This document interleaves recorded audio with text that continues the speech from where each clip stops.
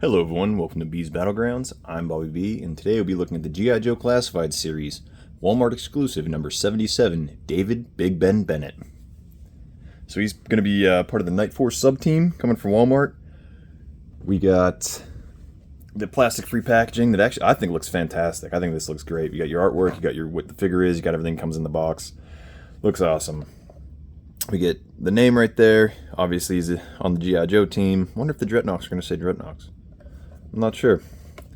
We get some artwork on the side. 77 is his number in the line. You got your Queen's Corgi, throwback to the Series 2 episodes. And we got some Dark Energon, which is the story MacGuffin device for the Night Force story. And I think a lot of the story moving forward for the G.I. Joe Classified series. But we'll find out. You get your QR code, takes you to the Hasbro website. You get your very small attributes.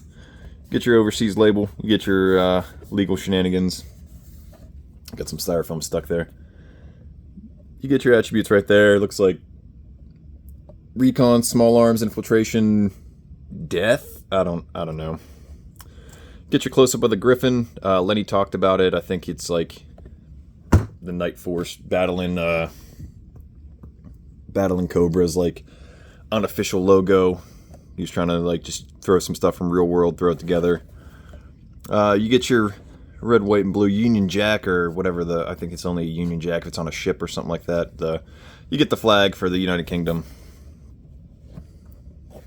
England, United Kingdom, whichever one it is. You get your figure, you get his loadout. And that's just about everything. G.I. Joe on the top. He comes tied into the cardboard. See the artwork on the back. Nothing too special, but that artwork goes a long way. You get your obnoxious Pelican case weapons locker with the giant handle for no reason, and then of course, obviously, it's printed weird, so you get right side up this way, then it's upside down this way, so you gotta flip it over, and now it's right side up this way, and then it's upside down this way. So I don't know who blessed off on that. I mean, I like the Pelican case idea, but I think they should have made it more in scale with him. But let's dive into the accessories.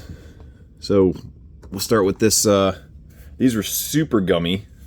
We're gonna start off with that, just so like mine aren't as warped as some I've seen, but they're still, you can tell just with a little playing. But this looks fantastic. But there's not a single, like, there's no color, and I'm not a customizer. I lack that artistic ability, so my painting is never too great. But you get your little nut sack for the saw, or saw looking gun. I don't really know what this is. Is that new LMG the Army's switching to, or starting to switch to after they switch from the M4? I'm not exactly sure. If you do know, leave in the comments. And then we got our nut sack that just pegs in right there. It's not horrible, but a little color would have gone a long way. Maybe just a different color besides this gray. And then obviously it's a little on the warp side. But it doesn't look too bad. Definitely looks pretty good. You get the bipod folded and sculpted in there. Actually, I lied. It is not sculpted in there.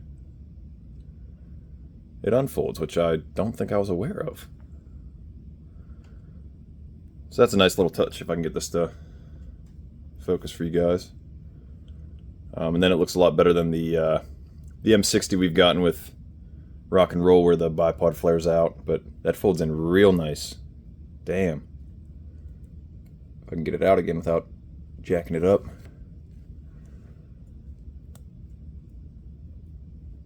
Okay, alright. I fucks with it. That looks good. Right there. Again, little color would go a long way, and, you know, maybe some better plastic. You get this foldable foregrip on this double barrel rifle. I just looked up the name. If you just Google double barrel rifle, it pops up first. I didn't think they were a legit thing. I thought it was like kind of like a goofy thing. I don't know. I couldn't imagine how long it would take to zero this thing, but he's got one because, you know, I guess he dumps rounds.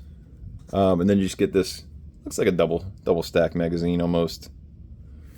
Just slaps right up into the magazine well. I don't like this foldable handle. I think that's some wasted sculpting, but someone thought it was a good idea, so.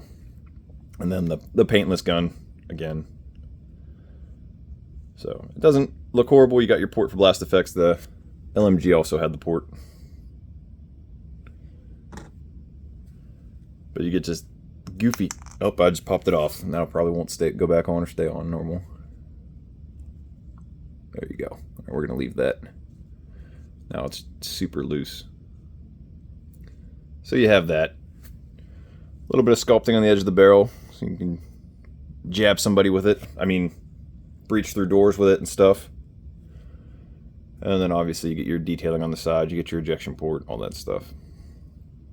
Flip it to the other side and you get all the other stuff, safety selector switch, bolt release, all that stuff. So there's some good sculpting and there's just zero paint, kind of a letdown.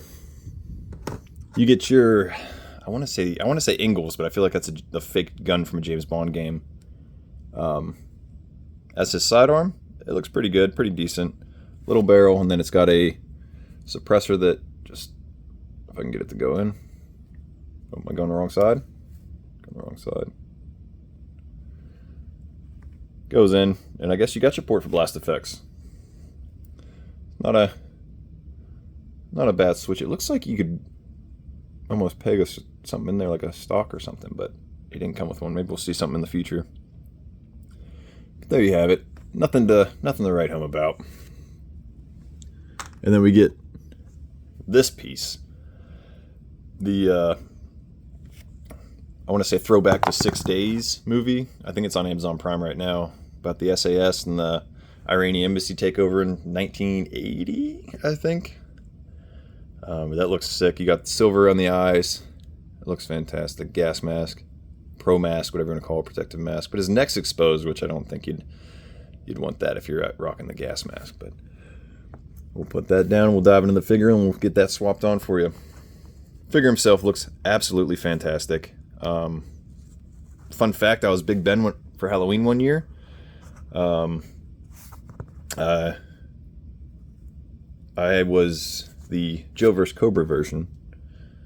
So I had my dad's work shirt. I had some hockey pants suspenders that were taken off the pants and then glued cut up brass pipe as the shells. I couldn't find a picture of it, and I asked my parents, and they weren't sure of it, or they remembered it, but they weren't sure where a picture would be of it. But yeah, I had an army helmet. I had a headset from my mom's work, and he actually has a headset sculpted in here.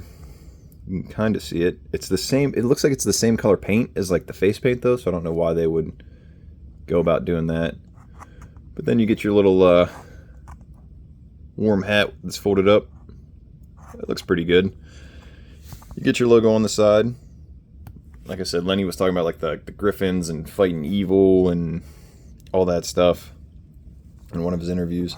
Then you get your Union Jack. The red, white, and blue looks good and it pops, but I think if they would have did the subdued version, you can get military patches and flags subdued with the black and gray and the green. I think that would have just been amazing. Hope I just slid his drop leg off. This crossed belt piece is its own thing.